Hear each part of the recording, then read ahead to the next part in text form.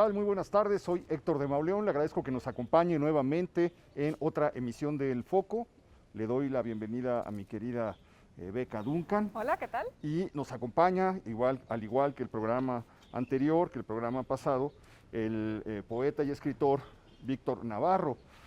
Con Víctor hemos estado caminando por algunos lugares de la alcaldía de Miguel Hidalgo. No los lugares pues elementales, los que uno tiene que ver, sino que andamos pescando lugares menos frecuentados, más como que se han ido quedando de lado, lugares centrales, pero que vale la pena, mi querida Beca, recorrer. Ahorita los secretos, perdón, de la San Miguel. La historia secreta, sí. O bueno, ni tan secreta, porque también ha sido profusa en dan personajes que ahí están, pero que no siempre, digamos, los registra la historia oficial. Exacto. Pero bueno, hay unos que sí, hay unos que no. No nos damos cuenta de lo que tenemos frente a nosotros, secretos y no tanto. Eso es lo que vamos a buscar. Estamos caminando por San Miguel Chapultepec, una de las colonias más bellas de la Ciudad de México, con una historia formidable, fascinante. Estamos a nuestras espaldas, no se alcanza a ver, pero pues está el Chapultepec, el Cerro de Chapultepec, que es un volcán extinto. Es un volcán que quedó ahí, se cubrió de vegetación, lo comentábamos un poco en el programa pasado, se volvió un lugar espléndido para otear el panorama de lo que era el Valle de México, rodeado de agua, un lugar que daba seguridad. Se ha excavado durante 40 años y han encontrado cosas formidables en este lugar. Entre las cosas que aparecieron, bueno, pues 1000 años antes de la llegada de los mexicas, del paso de los mexicas, ya estaba poblado. A mí me parece impresionante cómo enterraban a sus muertos bajo sus casas y ahí encontraron bajo los restos de las viviendas los entierros de innumerables personajes. Y con el paso del tiempo se levantó un santuario prehispánico en la cúspide, donde hoy está el Alcázar de Chapultepec. Se levantó ahí un santuario. Cuando llegaron los españoles lo destruyeron y levantaron en su lugar una ermita, una capilla dedicada a San Miguel. Es por eso que esta zona recibe el nombre de San Miguel Chapultepec. Es así de antiguo. Es impresionante pensar también que donde hoy está el CETRAM de Chapultepec, circuito interior, etcétera, era una parte que ocupaba el cementerio del poblado de San Miguel Chapultepec. Es un poblado que data pues, de 1523, 1525, la presencia española en este sitio, y aquí a partir de ese año comienzan a dejar pequeñas huellas de su paso. Por eso muchas calles de San Miguel Chapultepec todavía tienen ese aire estrecho, de pueblito, callejón, ¿no? de pueblo originario. Uno va por una calle, de repente hasta se angosta y comienzan a aparecer construcciones muy antiguas. Entonces, vamos a darnos una vuelta por este espacio. Oye, Héctor, mencionaste algo importantísimo, lo del cementerio. De alguna manera, obviamente, nuestra cultura ha dado origen, y por ahí lo leemos en algunas historias de aquí, de la San Miguel Chapultepec, que hay casas embrujadas, que hay calles donde se aparecen fantasmas. Donde hay cementerios siempre hay apariciones y hay ese tipo de historias, ¿no? Y es otra de las historias paralelas que van ahorita nos con vas a la contar historia. Algunas. Si no se nos aparece nadie, lo Pues hacemos. es que hablando de leyendas, estamos muy cerca de un fantasma que acompaña a la cultura mexicana, como un fantasma precisamente, porque no ha logrado hacerse tangible. A pesar de que han pasado tantos años ya desde su muerte, es una sombra que pasa llena de mitos, de leyendas. Todos la hemos visto, a todos nos ha fascinado esa fotografía de esa mujer con los ojos como mar que fluye, esta rubia que... lumínicos, diríamos, exactamente, ¿no? Exactamente, que dejó, bueno, pues creó toda una leyenda a su alrededor y que nos comentaba Beca al ir caminando por esta calle. Estamos en General Cano, que es probablemente en esta casa, Beca, donde... Así es, sí, la referencia que yo he encontrado es que es esta casa de ladrillo donde vivió Nahui Olin, donde murió, es decir, en esta casa habría que imaginarla en esa última etapa de su vida que pues también está muy atravesada por los mitos, así es, con sus gatos, ¿no? Todavía siendo maestra, por cierto, de dibujo y de pintura. Con sus gatos que al morir les quitaba la piel, los cosía y hacía una especie de de manta con Sí, las sí, pieles sí. de los gatos muertos. según Dicen nos que cuenta- dormía con ella, ¿no? Que era parte de seguir sintiendo que era la presencia de esos seres que que es lo que tanto cuenta quiso. Surian, ¿no? Sí, En me su- parece que en su- sí. en su libro. Entonces, bueno, sí, es probable que en esta casa haya sido esa casa de Nahui Olin, que pues debió de haber sido en un principio de la familia Mondragón. Es decir, es una casa que probablemente compró su padre Manuel Mondragón y ya finalmente la habita ella.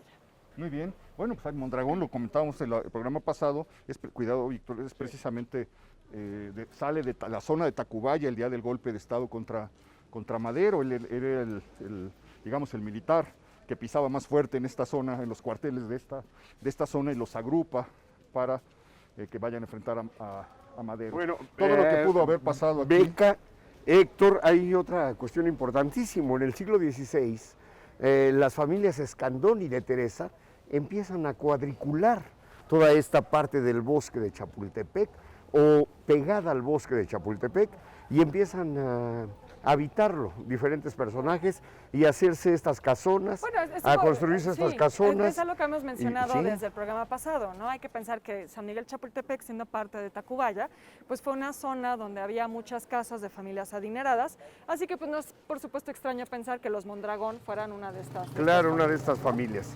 Casas que ahora se han ido transformando y convirtiendo. Así Hay es. cafeterías, orfebrerías y hasta hospitales. Ya que estamos aquí, creo que esto es Gelati. Vamos a caminar hacia Hacia la casa de Alicho Así Macero. es, pues tenemos Va a que- llegar usted, ya sabía, al Héctor. al pasar por aquí no puede uno sino detenerse un poco a rendirle homenaje al tigre de la poesía, Alicho Macero, este personaje que nace en Acaponeta en 1918, que llega muy joven, primero a Guadalajara, donde se hace amigo de José Luis Martínez y de Jorge Durán, de González Durán, se viene Sí. a la Ciudad de México, a una pequeña vecindad del centro, y empiezan a colaborar, a relacionarse con los círculos intelectuales de ese tiempo. Pues conocen a los contemporáneos, comienzan a publicar en las revistas centrales de ese momento. El Hijo Pródigo, Alicho Macero hace una La columna. revista Presente también, Sí. en Los Presentes, que es una serie de plaquettes donde empiezan a publicar ellos, ¿no? Y donde Ali inicia la relación con los contemporáneos y obviamente con toda la generación de Octavio Paz, donde se vuelve. Ahorita puede llegar esos espíritus, Héctor, Beca, y pueden estar aquí ahorita compartiendo Octavio Paz, Gabriel Said, Alicho Macero y toda esa generación que en el Fondo de Cultura hizo tanto Pues es por la la casa historia. en la que vivió muchísimos años, en la que muere el gran poeta Alicho Macero. Es impresionante cómo es un joven al cual solamente 16 versos, aquí había una librería espléndida, tenía una librería formidable, donde eran tantos los libros que formó pasillos hechos Sí. con otros libreros en los espacios que quedaban. Entonces pasabas estrechamente viendo libros que efectivamente no estaban de adorno, eran libros que habían sido manejados, estaban doblados, subrayados, con hojas puestas, con anotaciones, etcétera. Es un joven que con solamente 16 versos se le abren las puertas de la literatura mexicana con un poema hermoso. Es este poema, Víctor, en el que habla Poema ahorita te digo, de Amorosa de Raíz. Amorosa Raíz. Ahí donde antes estaban las hormigas, estaban. Antes de que existieran antes las- de que las hormigas, eras tú. Éramos tú y yo. Éramos tú y yo. Muy antes que el tiempo fuera mar volcado. Y que Exactamente. estrellas y luna firmaran sobre el cielo la albura de sus cuerpos. Muy antes, cuando las hormigas no eran ni las rosas estaban, ya éramos tú y yo. Algo así lo dije de Sí. una manera muy atropellada, Sí. pero es un pequeño poema que deslumbra a todo mundo, que le abre las puertas a Alicho Macero de la literatura y se comienza a convertir en un personaje central para la edición. Pues él trabaja muchos años en el Fondo de Cultura. Dicen que él es el que sugiere el orden que lleva Pedro Páramo, que era un relato que Rulfo había escrito de otro modo y que él le dijo, ¿por qué no lo intercalas de esta manera? Es uno de los mitos que corren. En todo caso, él es su editor, él le toca corregir este libro. Y Alicho Macero es para la poesía, como sería Juan Rulfo para la prosa, un autor de solamente de una obra económica, pero sin duda trascendente. 2, 3 libros. A todas luces, sí. 2, 3 libros. La obra y completa colgó de la Ali, pluma. Héctor, que son 120 cuartillas máximo. Sí, sí. Toda la obra completa, la poesía completa. Pero hay que aunar ahí el trabajo literario que hizo en cuanto fue, vamos a decirlo así, el rey de la contraportada y las solapas. El trabajo de medio siglo como editor, presentó, abrió las puertas de una infinita cantidad de autores. Hay un libro también dedicado a que recoge su trabajo crítico. Es un libro, Los Momentos Críticos, es un libro también central que vale la pena leer para ver cómo fue la recepción de muchísimas de las obras que hoy son consideradas clásicas. Pues sí, estamos con Ali Chumacero y bueno, vale la pena mencionar que sin duda San Miguel Chapultepec fue un lugar donde escritores, investigadores, gente que ahorita vamos a revisar dedicada a la antropología estuvieron viviendo, habitando estas calles que realmente son un páramo, son una delicia, Beca, Héctor. Así es. Y artistas, me parece que Fanny Rabel por ahí también vivió acá en la San Miguel Chapultepec. Entonces, bueno, una de esas, pues de barrios de artistas y de intelectuales sin duda. Oye, ¿no? y estremece pensar que estamos caminando sobre los terrenos donde se libró la batalla del 13 de septiembre de 1847, el asalto del ejército yanqui al castillo de Chapultepec, un reguero de cuerpos, de muertos, de metralla, es lo que está o estuvo, digamos, en ese momento por el sitio donde estamos caminando. Y fíjate que para imaginar un poco cómo era esa época aquí en la San Miguel Chapultepec, digo, habría que imaginarla muy distinto, la colonia como tal, como la vemos ahora, se empieza a fraccionar todavía en el Porfiriato, pero ya a inicios del siglo XX, se funda ya como colonia en 1913, Sí. pero hay un cuadro maravilloso, porque el programa pasado hablábamos de cómo este fue un sitio privilegiado para los paisajistas, ¿no? Muchos se venían a pintar aquí por las alturas, y hay un cuadro maravilloso de Edward Pingré, que está en el castillo de Chapultepec, precisamente una vista de Tacubaya hacia el castillo, y ahí se ve el antiguo pueblo de San Miguel Chapultepec. La verdad es que se ve como algo muy sencillo, unas cuantas casitas, es muy hermoso porque nos da una idea de cómo fue ese San Miguel Chapultepec donde sucedió la batalla. Bueno, y ya que hablaban de batallas, estábamos caminando hace unos minutos sobre Juan Cano, Sí. general Juan Crisóstomo Cano. Participó en la batalla de Chapultepec, exactamente, en la invasión de Chapultepec, y falleció en esa batalla. O sea, es un personaje que a eso también se debe mucho el nombre de la calle por donde andábamos caminando. Muchos de los nombres de los militares que le dan nombre a esta colonia son precisamente personajes que tomaron parte en esa gesta, que fue trágica. Ya después de caer Chapultepec, pues simplemente no les quedó más que avanzar hacia el Zócalo. Hay un relato muy, muy dramático que hicieron varios escritores, que se llama Apuntes para la Guerra, Sí.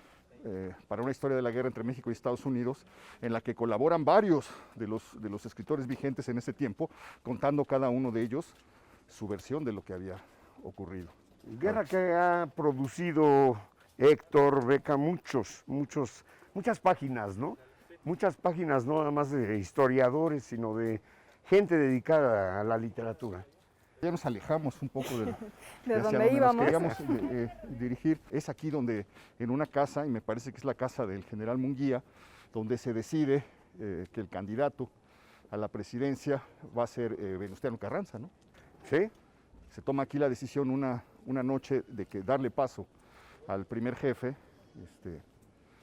y un lugar pues cargado de historia. No se vaya, vamos a caminar hacia un sitio muy antiguo, ya remozado, que le queremos mostrar, pero que ha jugado un papel central en la historia de San Miguel Chapultepec.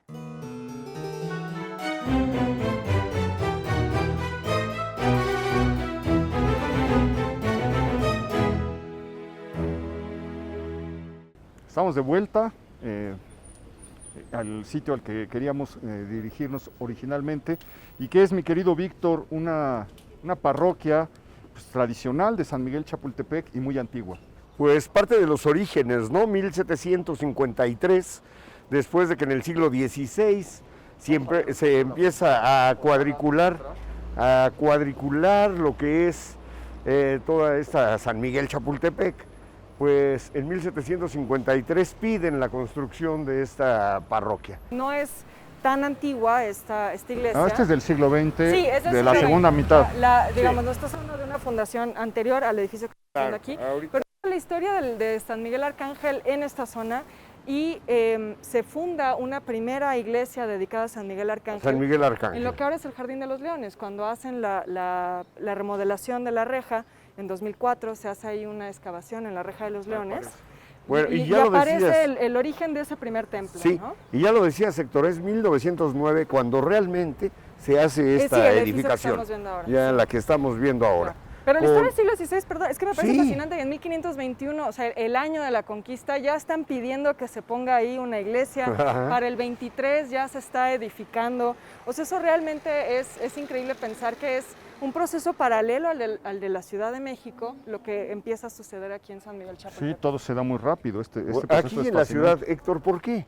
Empieza a crecer la necesidad de ese culto ya implantado, podríamos decir, proporcionado por la conquista española, combinado con obviamente todas las raíces que tenemos de los cultos prehispánicos. Pero además nos explica la importancia de esta zona, ya lo decías, una importancia estratégica por tener la altura desde donde se puede ver el valle, pero también es una zona de agua. Entonces, el que ya desde ese momento tan temprano estuvieran evangelizando a los indígenas de la zona, Claro. nos habla de que era un pueblo de mucha importancia para los españoles. Sí, bueno, empieza a llegar las primeras misiones, y con las primeras misiones se empieza a extender sobre las pequeñas poblaciones que rodean Tenochtitlan. Son los primeros lugares donde los franciscanos y las órdenes que van llegando con el paso de los años van dejando su huella, van dejando su mano. Entonces, efectivamente, estamos frente a un templo del siglo XX, pero que si pudiéramos como ver lo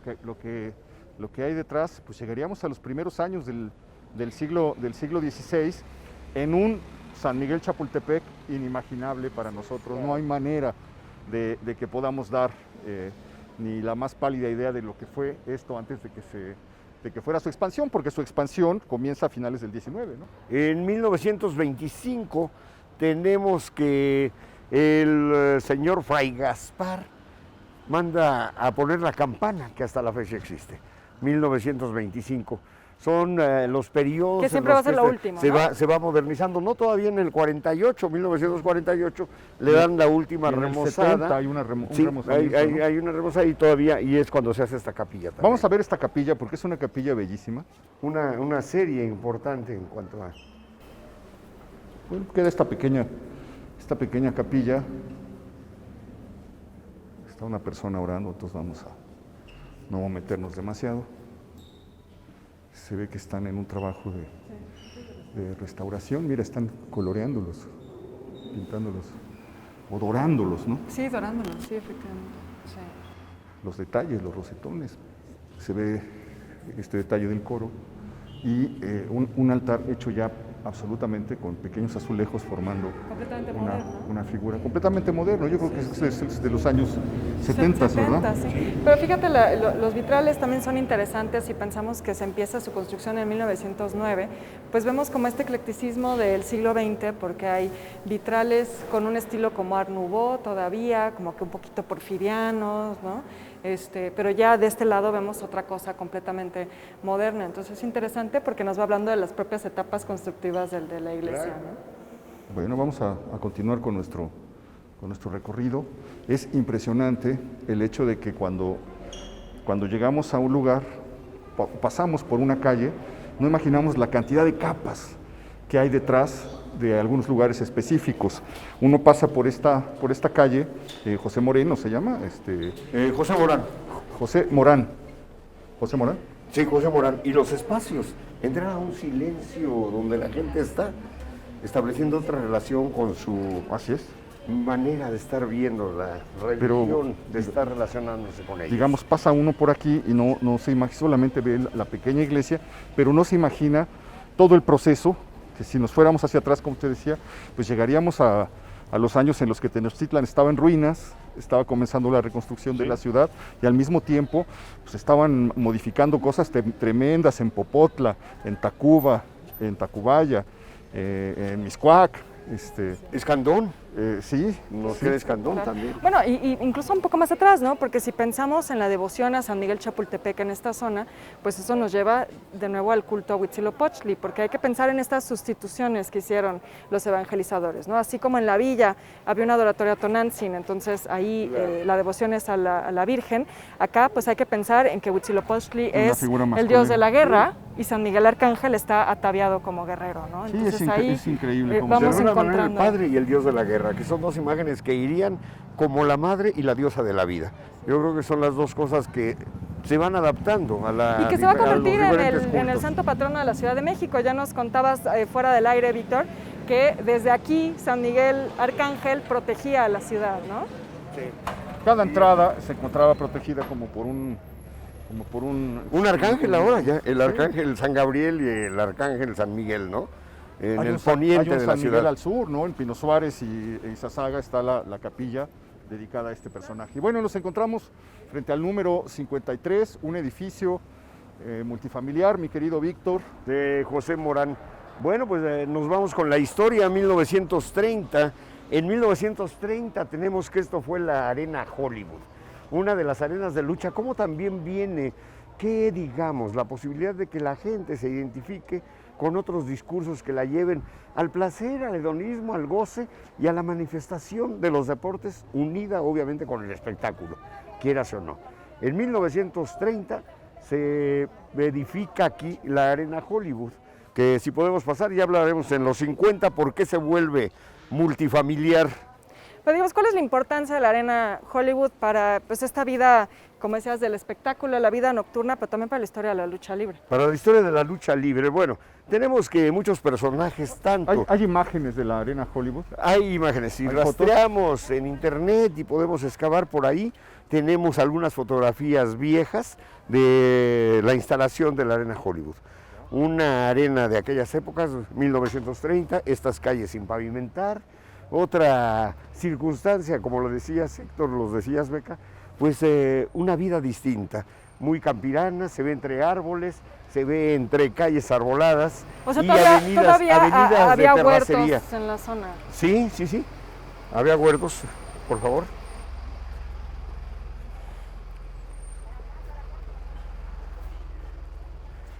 Bueno, hablaban de la importancia. A mí me parece fundamental mencionar que de aquí surge un personaje que por lo menos hemos conocido todos en nuestra cultura popular, cultura del deporte, en lo que es el pancracio y la lucha en este país, que no creo que nadie haya hecho su luchita, ¿verdad? Y ahí está, nada menos que un hombre que se llamó Rudy Galindo, y venía de Chihuahua. Rodolfo Galindo. Rodolfo, perdón. Ah, Rudy. Sí, Rudy. Sí, Rudy era el apodo. Rudy era el apodo porque era muy Rudy. Entonces fue su primer apodo que se le puso, Rudy Galindo. De ahí pasa a ser el Chacal. El Chacal de Tacubaya o el Chacal de San Miguel, le decían. Y ya después terminó siendo el Cavernario Galindo. Cuando se vuelve el Cavernario, después de 20 años de existencia de la Arena Hollywood, empieza a emigrar obviamente a la Coliseo, a los diferentes pancracios aquí en la Ciudad de México y en el Estado de México.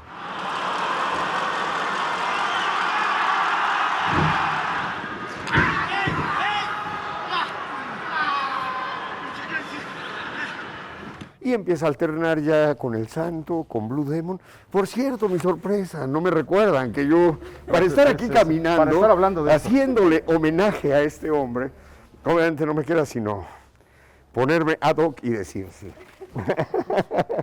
A ver, mira nada más. Oye, modernísimo y muy a tono con Por lo lo menos que llamativo, estamos. ¿no? Esto dices que es de los Con 50. la escenografía. ¿De los años 50? En los 50 se va nuestra Arena Hollywood y se crea uno de los primeros multifamiliares, el multi le dicen aquí en la colonia Ok. de San Miguel Chapultepec. Sí, A ver, ahí placa. tenemos una con placa. Adolfo Ruiz Cortines. Es Adolfo Ruiz Cortines. El multifamiliar Tacubaya no tiene fecha. En no, el no. mes de febrero de... Ah, del 57. Sí, no traigo mis lentes, Agosto, perdónenme, mes de no. agosto del 57. Agosto, pero ya ven, no En traigo mis agosto del lentes. 57. En los Oye, pues 50, muy a tono es el momento en el que estos luchadores están y muy- todavía, y muy Luis Cortines, la ciudad también, ¿verdad? todavía en Se nota. su esplendor. El Cavernario Galindo pues es el primer rudo de la lucha libre mexicana después del Murciélago Velázquez. Sí. El Murciélago fue el que inauguró, digamos, esa forma de luchar despiadada, y luego el Cavernario pues, sería famoso porque al subir al ring, se ven incluso en alguna de las películas del Santo, mordía, se comía viva, mordía o devoraba una víbora, le arrancaba la cabeza y se la aventaba al público, y el público reaccionaba. O sea, me estás diciendo que espantadísimo. Ozzy Osbourne le copió a, Sí, a Cavernario. Sí. Se ve en películas, y fue uno de los rasgos que los caracterizaban en un momento en el que cada luchador tenía una característica particular. Pues Gardenia Davis era diríamos hoy un fifí, que subía con un ballet que le echaba perfume, y él se veía en un espejo, y la gente lo odiaba por eso, Bueno, etcétera. dijiste fifí, a lo mejor hasta transgénero, porque realmente llegaba a excesos donde la lucha también toma esto como espectáculo. Tan es así que el Cavernario se va al cine nacional, y participa por lo menos en 10 películas del cine nacional, jugándose ese papel del Cavernario Galindo. Oye, no, pues sí, son los años en los que Salvador Luterot se le ocurre, porque Salvador Luterot ve en Texas, en Amarillo, durante una gira en distintas ciudades, ve a los luchadores y ve al primer enmascarado luchando allá, y entonces decide traérselo, que va a debutar aquí en 1933 con el Hombre de la Maravilla enmascarada. Y este personaje se vuelve es como el primer santo, digamos, el primer ídolo de la década de los 30, hasta que en los 40 surge el santo y se vuelve pues el ídolo que termina convirtiéndose en este gran mito que todos conocemos. Oye, no conocía el interior. El multifamiliar. Y de la calle no esperarías esto, ¿no? No, es que cuando pasas no ni lo ves, no lo ves. Y no piensas que es tan amplio. Yo precisamente me preguntaba ahora caminando, Víctor. ¿Decía quién es el arquitecto? No tenemos el dato del arquitecto, pero próximamente lo conseguiremos. Ahí aparecerá en el El programa. ISSSTE deberá tener registro de eso. No tendría la placa, no decía, ¿verdad? No me fijé, No decía fíjate, la solo placa me quién fijé era en el Ruiz arquitecto. Cortines. Pero Porque- siendo una unidad del ISSSTE, por ahí en sus archivos. Debe de deben hacer, tener. porque aparte se pensaba esto como un plan más general. Atrás, en la calle Vicente Guía, está una tienda del ISSSTE, al lado hay otra pequeña unidad, había una clínica del ISSSTE y otro centro de desarrollo social, cultural y deportivo del ISSSTE.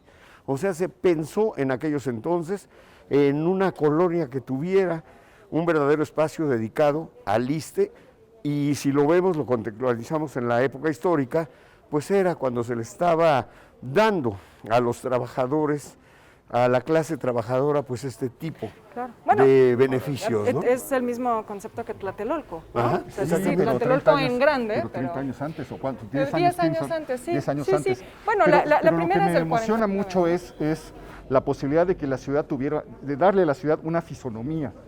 Había el deseo de que la ciudad tuviera una fisonomía y respondiera a algo. Bien No que exacto, no a partir de la urgencia y de la emergencia constructiva que la acabó devorando después. Pues es un gran, Bueno, y un gran imagínate hallazgo, aquí Víctor. las tardes con los amigos en la época de los 60, 70, ya les platicaré cuestiones que me tocó conocer, que pues aquí estaban ya los grupitos, las banditas, la pandillita de la San Miguel Chapultepec, y en las tardes era tarde de oír música, de oír a los Rolling, de oír esa época de rock and roll, una que otra cervecita y estar platicando.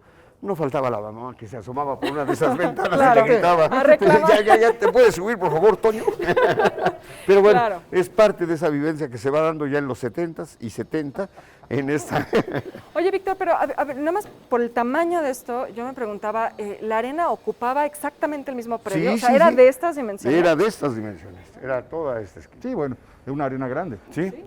Una Sí, arena era grande. un- Una zona de arenas, aquí la arena Cozumel estaba muy cerca en la Condesa. etcétera. Bueno, vamos a seguir caminando. Por cierto, se me viene ahorita a la cabeza, el cavernario muere en Xochimilco en la total soledad Sí, y en la miseria. era muy rudo. Sí, era muy rudo. Bueno, vamos a seguir caminando, no se vaya. Seguiremos las indicaciones de Víctor a ver a dónde nos lleva en este momento y ahí seguiremos conversando sobre la historia de San Miguel Chapultepec. No se vaya.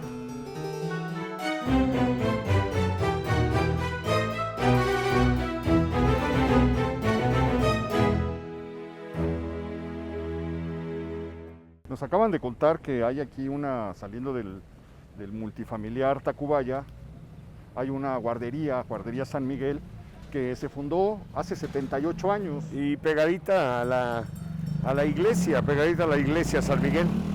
Parece que está asociada a la historia de la guardería. Parte del dispensario de hace muchos años, sí.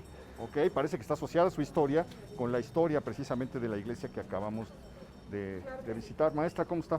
Muy bien. ¿Podemos pasar? Bienvenidos a la guardería.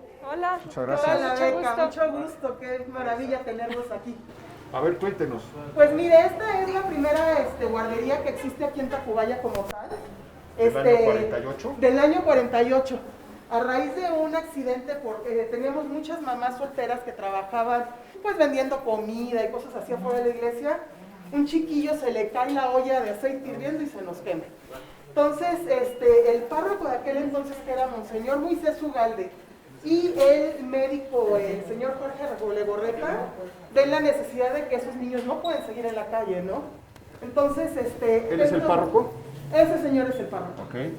Ve la necesidad y empieza como un pequeño cuarto en la iglesia, y de ahí las damas voluntarias, bueno, entre ellas mi abuelita, la señora Matilde Cicerón, empiezan a recaudar dinero para poder hacer, ¿cómo se llama? Un edificio que, bueno, por aparte de... 55, este templo. El templo, nativos también de la comunidad de la iglesia. Esta versión que tenemos. Exactamente, el santo patrono, que es la imagen de San Miguel Arcángel de bulto, viene de la Capilla de los Pinos.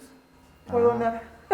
Muy bien. Muy bien. ¿Y el nombre del padre era? Moisés Ugalde. Moisés Ugal. Él es el encargado de la remodelación En de aquel entonces, exactamente. de esta iglesia. Exactamente, y él fue el que fundó esta guardería. Muy bien. Oiga, y ¿qué niños famosos han pasado por aquí? Híjole, pues hemos tenido un montón de generaciones. Niños famosos como tal no, pero sí muchos niños que hemos visto, gracias a Dios, que con el empuje que hemos dado aquí, porque aquí se les da desayuno, se les da comida, se les dio en algún tiempo atención médica cuando el DIF nos apoyaba, atención odontológica y además la educación.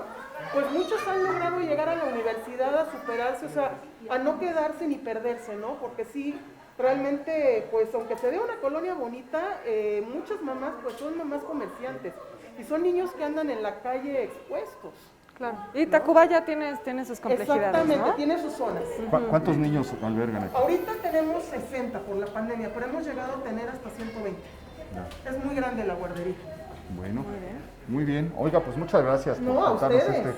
esta pincelada de historia, le agradezco No, mucho. sí, nosotros encantados. Muchas aquí. gracias. Ahorita luego que los vieron las maestras, están los del foco allá afuera. Muchas gracias. Qué le agradezco. maravilla. Muchas Vamos gracias. a seguir, Víctor, Claro caminando. que sí, adelante. Muchísimas gracias, maestra. Gracias, maestra. Mucho Seguimos gusto. caminando. Gracias.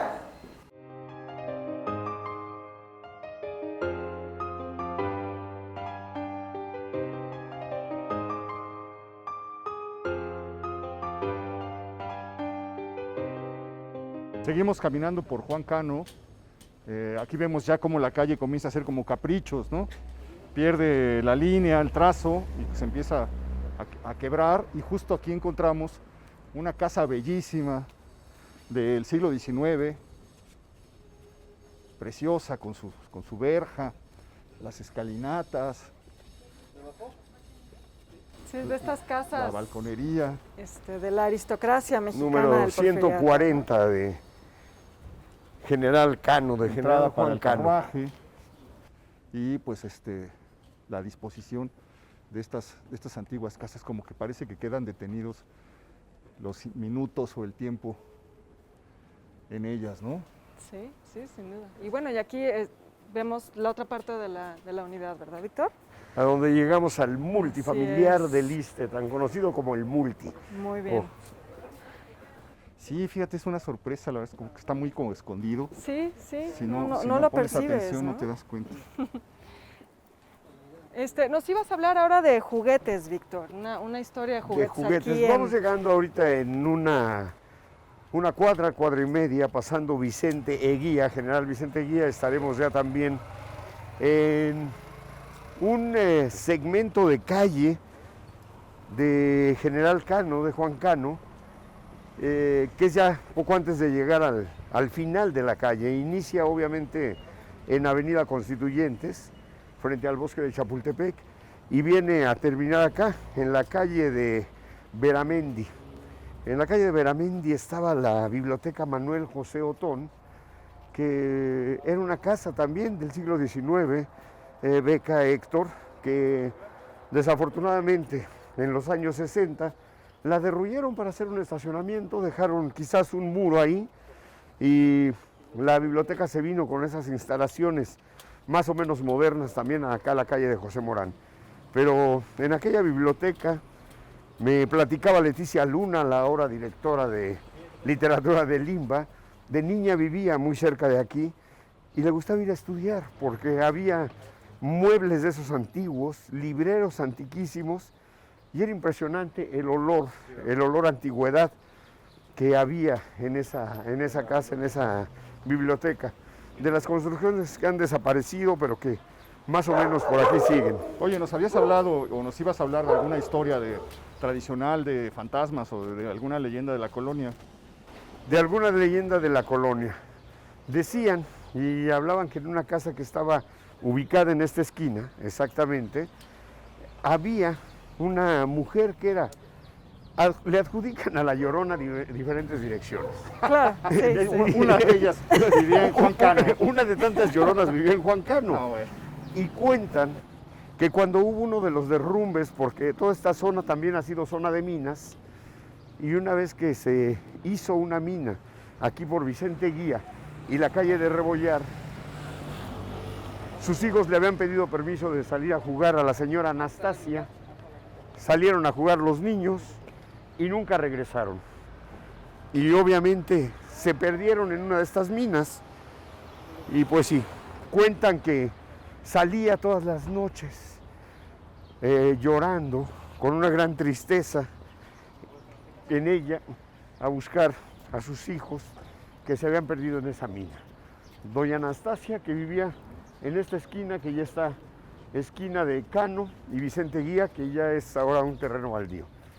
Pero aquí encontramos también casas, si ven enfrente. Esta casa es una casa que llegaba casi hasta la otra calle, donde está el edificio Ermita, que ya varias veces han visitado ustedes, el famoso Sí, edificio claro. Art Deco. Pues bien, vamos llegando a la esquina de General Cano y la calle de Vieira, entre Vieira y Covarrubias. Pasaremos por una privada legendaria donde vivía la familia, una familia de comerciantes, fundadores de los comercios importantes aquí en todo este rumbo, en todo este barrio. La familia Vázquez León. Uno de los hijos de la familia Vázquez León, les platicaba, era Luis Vázquez León, uno de los investigadores, antropólogo, como quedaba muy cerca el Museo de Antropología donde estaba. ¿Esta es la de la Poblanita? Sí, esta es la calle de la Bueno, Poblanita. tenemos que... Esta es Vieira. Oiga, Tenemos que ir por un tenemos mole que verde. pasar. Entonces, Oye, qué bonito este tramo, ¿eh? no, este tramo es Conserva el el que te digo. sabor Sí. original Aquí sí es pueblo, de San ¿no? Miguel. Ujú. Está lleno de historia. Esta es exactamente la privada donde vivía la familia Vázquez León, donde nace el segundo hijo de la familia Vázquez León, Luis Vázquez León. Es el antropólogo que se ha dedicado a estudiar a los Kikapús, Ah, ok. a esta etnia que de Canadá llegó hasta Coahuila, pasó por Texas, por Kansas, por Oklahoma y llegó desde el siglo XVII, llega ya en el siglo XVIII, XIX a tierras mexicanas y aquí está. Sí, es Aquí estaba la fábrica una etnia que pasa San Nicolás. la mitad del año del lado mexicano Sí. y luego inicia una peregrinación ritual de 6 meses hacia el norte, hacia los Estados Unidos y vuelve a regresar. En esta casona es donde estaba San Nicolás, que era una fábrica donde empezaron a hacer aquellos muñecos que en la década de los 60 y 70 figuraban en todas las tiendas, estaban todas las grandes tiendas del centro de México y de la Ciudad de México. Y Navidad era, por supuesto, las puertas el Santa estaban Claus abiertas. mecánico, el Santa Claus Sí, mecánico de Santa Claus del Sears. mecánicos, y duendes, y había nacimientos, y era impresionante cómo encontrabas en todas las tiendas. Y lo curioso de esto es que todos los vecinos podían entrar a ver cómo estaban fabricando Qué esos maravilla. muñecos. Qué bonito. Era una calle muy amable. Esta casa es de los Hernández Verdiguel, 180 de Juan Cano. La segunda hija de don Jesús Hernández y Mariquita Verdiguel es doña Carmela Hernández, que se casó con uno de los grandes restauranteros de la Ciudad de México y llegó a ser la titular, la presidenta de la Asociación de Restauranteros de la Ciudad de México. Y además hizo un restaurante realmente singular que es el Gran Teocalli, que estuvo a las faldas de la pirámide en Teotihuacán, de la pirámide del Sol, cuando se permitía que estuviera a 3 metros, 5 metros, un restaurante de la pirámide del Sol. Este mural, que se lo han encargado a jóvenes artistas de la zona, es de la casa de los Cornejo, que alguna vez ahí adentro albergó un pequeño zoológico. Y cuentan que en los años 60 tenían tigres. Y un tigre se escapó en la noche porque uno de los cuidadores dejó abierto y estuvo asolando como durante 2 días toda la colonia. Toda la zona. Son famosos por algo los Cornejo. Su padre trabajó en la administración de Adolfo Ruiz Mateos. De López Mateos. De López Mateos, perdón. Cuidado. Pues sí, qué bonito cómo aquí se conserva Y también. toda esta hacienda se ve acá. Sí, una maravilla. Muy bien, esta es José Guadalupe Covarrubias. Por cierto, el titular de Hacienda en el periodo de Venustiano Carranza. Covarrubias. Sí, Covarrubias. Cuidado. Y ahora hay una oficina de Hacienda desde los años 60 aquí en esta calle. No, mira. Y actualmente el SAT tenemos ahí todavía. Ok, pues estamos llegando al final de este recorrido en una calle muy hermosa, en una zona muy intrincada de San Miguel Chapultepec, ya a unos pasos del lugar donde comenzamos el programa pasado.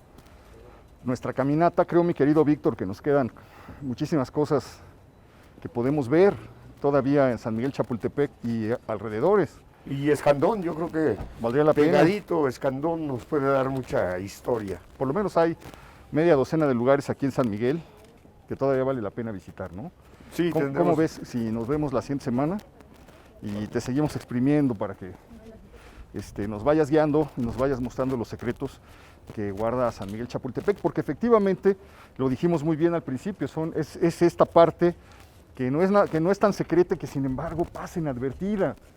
Aquí Pasamos estaban las una y otra tortas vez. Lalo, que era un lugar famosísimo durante 25 años, y en la noche las luces eran como oscuras, como azules, y esto se volvió una tortería con otro tinte.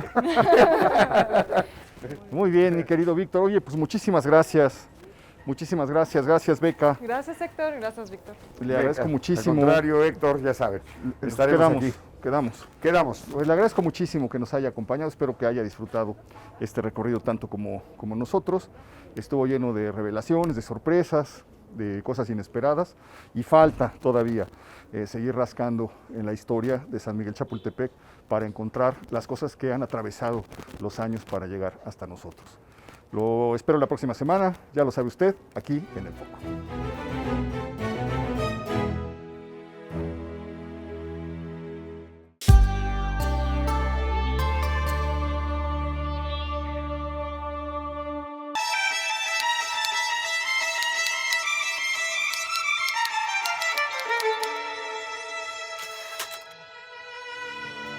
En 1921, el Palacio de Bellas Artes organizó la primera exposición de arte popular en el país. Para conmemorar su centenario, el Museo del Palacio de Bellas Artes presenta ahora Arte de los Pueblos de México, Disrupciones Indígenas. Estas manos, manos maestras curtidas en las nieves eternas, templadas al fuego de erupciones, vibrando al ritmo del fragoroso resoplar de la montaña en celo, son de Gerardo Murillo, conocido hace décadas como el Dr. Atl. Juan, cuéntanos por qué te pareció que era importante hacer esta revisión un poco más crítica sobre las artes populares y cómo han sido exhibidas. Mira, se hizo una exhibición de corte analítico tratando de comprender qué fue lo que llevó al Dr. Atl a hacer su exposición y plantearla como la planteó, hacer una relectura de lo que hizo el Dr. Atl y finalmente descontextualizar las ideas de Atl y en ese análisis poner por separado al arte popular del arte indígena.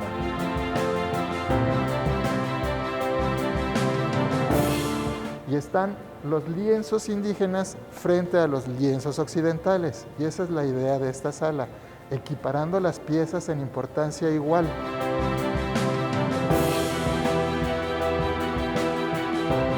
Lucía, cuéntanos por qué decidieron incluir producciones contemporáneas de los pueblos originarios. Sí, decidimos hacerlo porque nos parece que la exposición analiza el devenir de lo indígena, de la producción y creatividad indígena desde el principio del siglo pasado con el proyecto del Dr. Atl, pero sin embargo que en este momento es un tema vital, en el que artistas y creadores que se autoidentifican como indígenas están demandando autonomía estética, epistemológica y en realidad, más allá de eso, territorial, etc. Y cómo eso se articula en la vida diaria.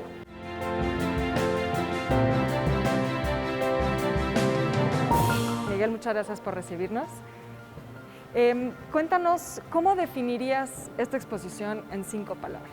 Diversidad, cultura, indígena, arte y movimiento. Punto de inflexión para nosotros en esta muestra es cómo el arte indígena ha venido evolucionando, quitándole la expresión de popular y dándole fortaleza a las comunidades. Pues muchas gracias, Miguel, por recibirnos aquí. No, hombre, al contrario, gracias a ustedes de veras y gracias a ADN 40, me da mucho gusto que estén como siempre con nosotros.